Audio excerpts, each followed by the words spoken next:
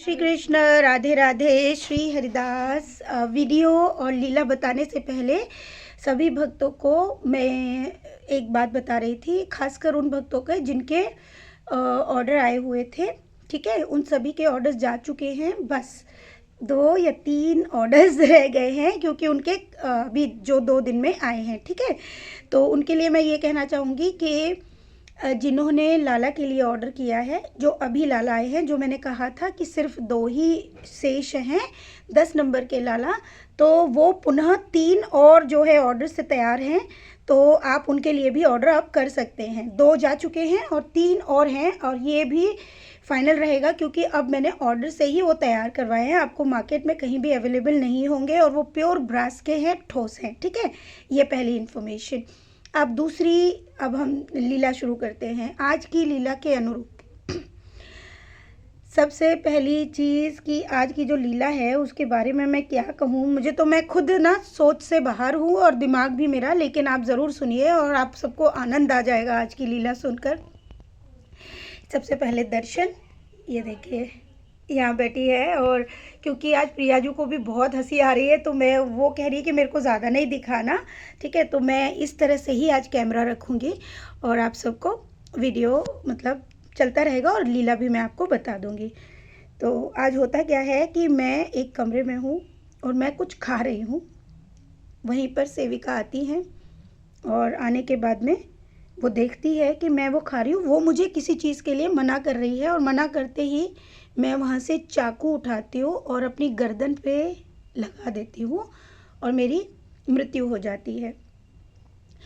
ये चीज़ देखकर सेविका डर जाती है, वो बहुत तेज़ डर जाती है और वो देखती है कि मैं मर चुकी हूँ, मैं इस दुनिया में अब नहीं हूँ।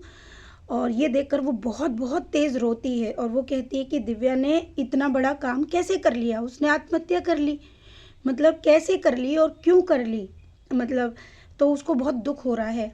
और अब वो जाके भाग कर जाती है और मेरी मम्मी को बताती है कि आपकी बेटी जो है इस दुनिया में अब नहीं है। तो मेरी मम्मी कहती है कि ज़रूर तूने ही कुछ किया होगा, ज़रूर तेरे में और उसमें कोई बात हुई होगी।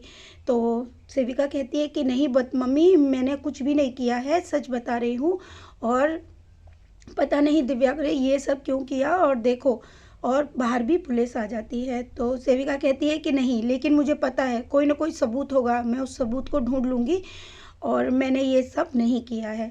अब इस बात से ये होता है कि वो सबूत भी मिल जाते हैं कि वो मैंने स्वयं से ही अपने आप को ख़त्म किया है, और वहाँ पर कोई भी सबूत मिल जाता है और उनको ये यकीन हो जाता है पुलिस को कि यस, कि सेविका ने कुछ नहीं किया है। और अब वो रो रही है और इस बात को अब 4-5 दिन हो गए हैं। अब 4-5 दिन हो गए हैं तो सेविका का ना तो मन लग रहा है, और मेरी मम्मी उससे कहती है कि ठीक है, अगर तेरा मन नहीं लगता है तो तू आगे का जीवन देख ले। तो वो कहती है कि नहीं, मैं ऐसा कुछ भी नहीं करूँगी। और वो हर जगह, हर पल, हर बात के लिए वो मुझे याद कर रही है, और वो ना अपना सर पीट के बहुत तेज़ रो भी रही है। और वो कह रही है ऐसा कैसे हो गया कि दिव्या चली गई और मैं ज़िंदा हूँ, ऐसा तो हो नहीं सकता है, क्योंकि मैं और दिव्या तो एक ही साथ मरने वाले हैं, तो मैं अकेले कैसे रह गई।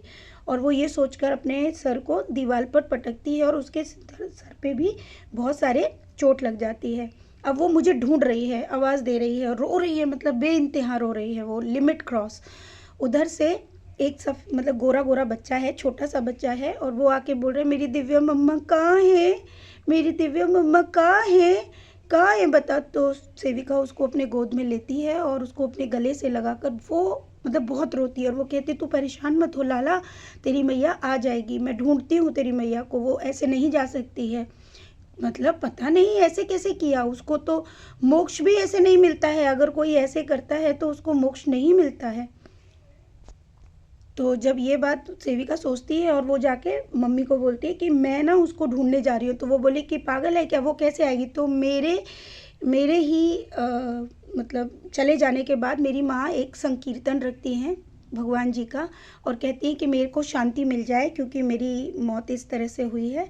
तो वो एक संकीर्तन रखती हैं और जिसमें ताकि भगवान को याद किया जाए।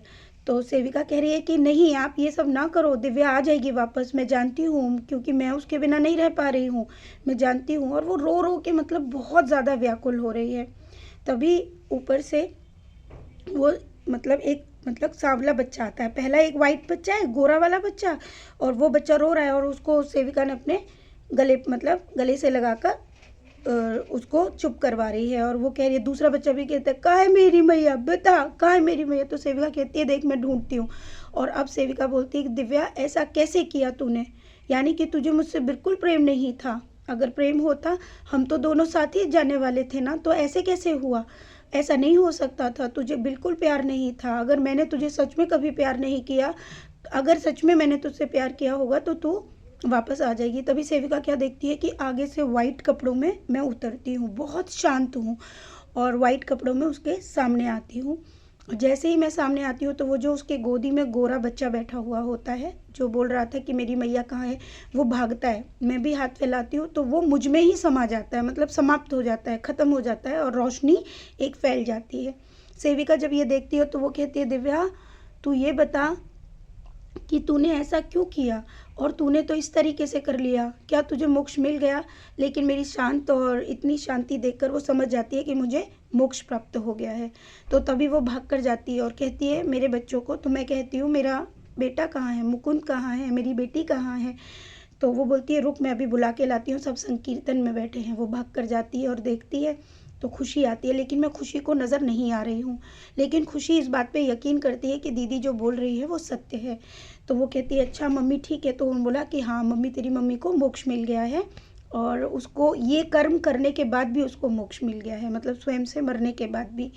और इस तरीके से बोल के फिर वो मेरी मम्मी को भी बुला के लाती है। मेरी मम्मी आती है, लेकिन मेरी मम्मी कहती है, ऐसे कैसे, तुझे दिख रही है, मुझे क्यों नहीं दिख रही। तो सेविका कहती है कि नहीं, वो आपको नहीं दिखेगी। तो खुशी बोलती है कि नानी, दीदी सही बोल रही है कि दिव्या मतलब मम्मी नहीं दिखेंगी, और लेकिन दीदी सच बोल रही है कि मम्मी अब शांत है, आपको संकीर्तन कराने की भी आवश्यकता नहीं है, उनको मोक्ष मिल गया है। जब ये बात होती है तो सेविका बहुत रोती है, बोल दिव्या तू ऐसे कैसे चली गई, मैं कैसे रहूँगी, मैं ये मतलब वो ये शब्द बोल रही है।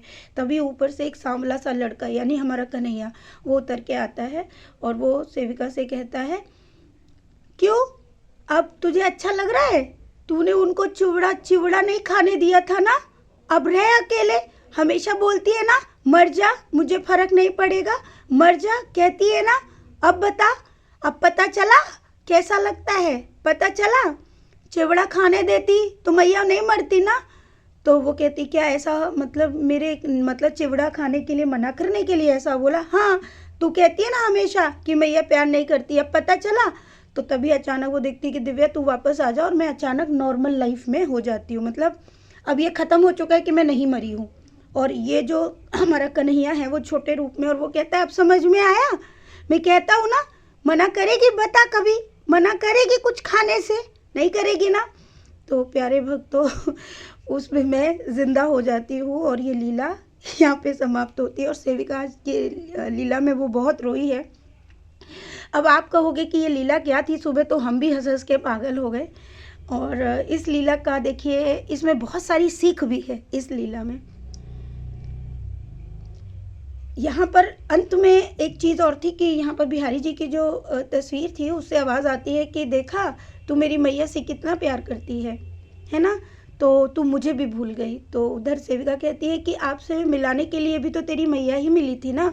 तो इस बात की ये जो लीला है, अब मैं आपको बताऊँ, इस लीला में सबसे पहला ज्ञान ये है कि जो भी मनुष्य बुरे कर्म करता है, यानी कि बुरे कर्म, इसको भी बुरा ही कहेंगे, जो स्वयं से अपनी मृत्यु को लेते हैं, कभी भी अपनी मृत्यु लेने के बाद भी ये सत्य है कि उनको मोक्ष की प्राप्ति नहीं होती है।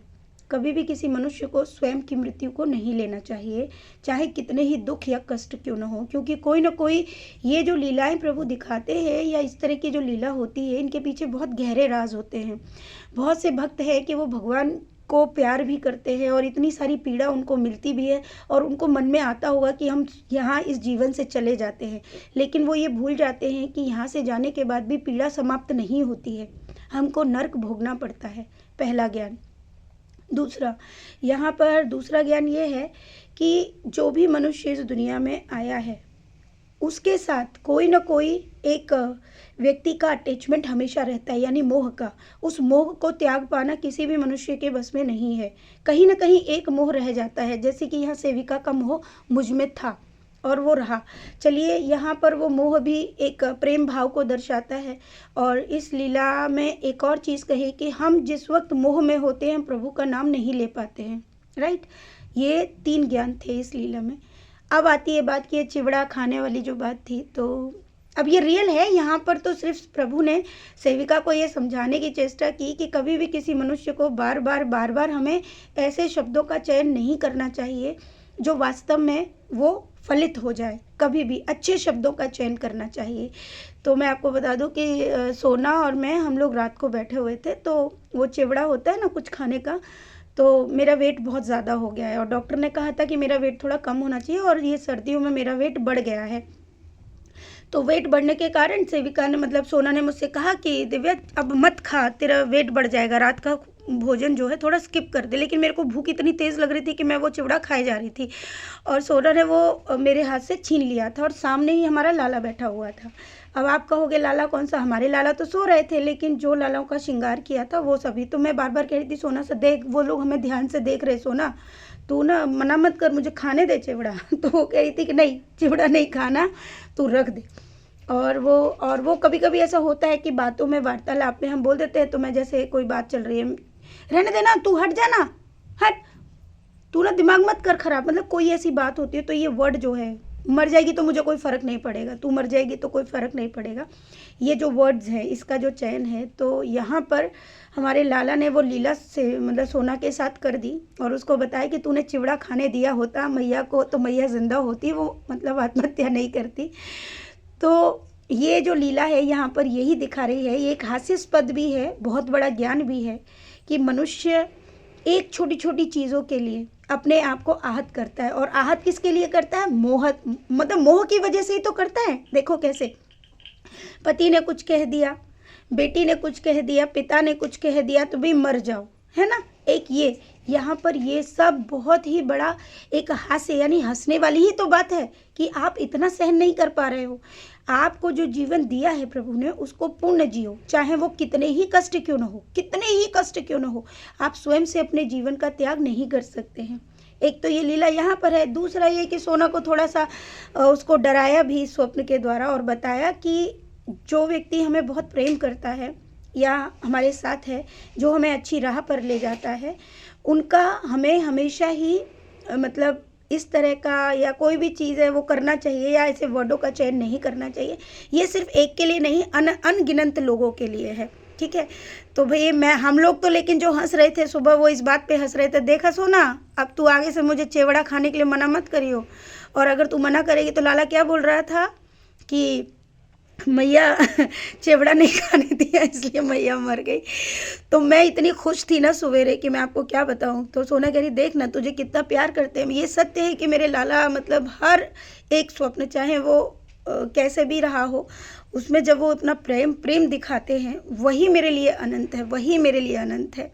और प्रभु का वो जो मेरे अंदर समा जाना वो ये है कि जब हम प्रभु से इतना प्रेम करते हैं तो ये सत्य है कि मनुष्य किसी भी गति से इस जीवन से जाए, अकाल से जाए, बीमार होके जाए या कहीं से भी जाए, अगर प्रभु का चिंतन उसके साथ है, प्रभु का हाथ उसके ऊपर है और वो प्रभु को अनंत प्रेम करता है, तो ये सत्य है कि उसको मोक्ष की ही प्राप्ति होती है। बस अपने जीवन को कभी भी स्वयं के साथ या स्वयं से नहीं लेके जाना चाहिए। तो ये बहुत बड़ा ज्ञान है। ध्यान दीजिए, प्रभु को अनंत प्यार कीजिए, खूब खुश रहिए और इस चिवड़ा वाली लीला को भी ध्यान रखिए। इसलिए जो भी चिवड़ा विवड़ा खाए तो भैया खाने दो। सो खूब खुश रहिए और खूब सारा प्रेम। राधे राधे। श्री हरिदास।